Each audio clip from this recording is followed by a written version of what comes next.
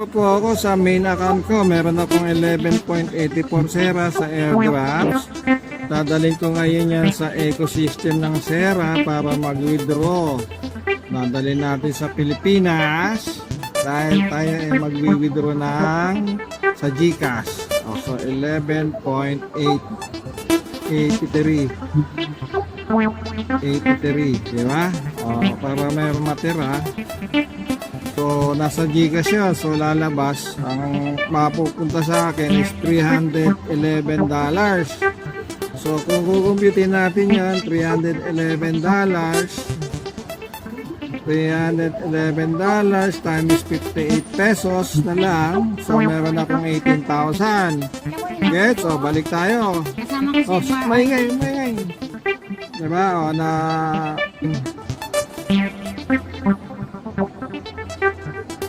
Ayan, so lagyan natin ng pangalan 0947-639-7579 Kaya mo 63.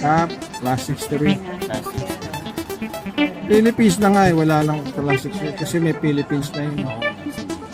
Okay na yan, walang Philippines. Address, so alagay natin yung address ko, the Vinci Building, Presidio, Sukat, Muntinlupa City. Okay? Okay. Mga anak, ngayon, nakita nyo, meron na akong $311. Withdrawing ko sa GCash, submit. Oh, yun mo, withdraw successfully. Hintay lang tayo ng konti, pupunta na tayo sa GCash.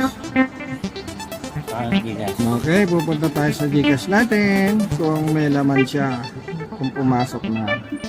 Pero pumasok na yan.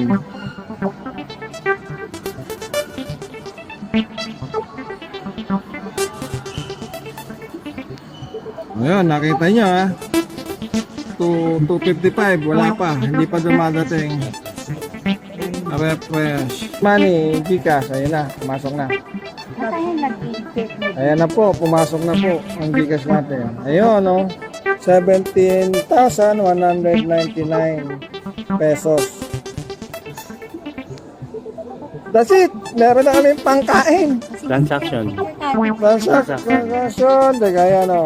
Cash in galing sa StarPay Corporation ending 4407.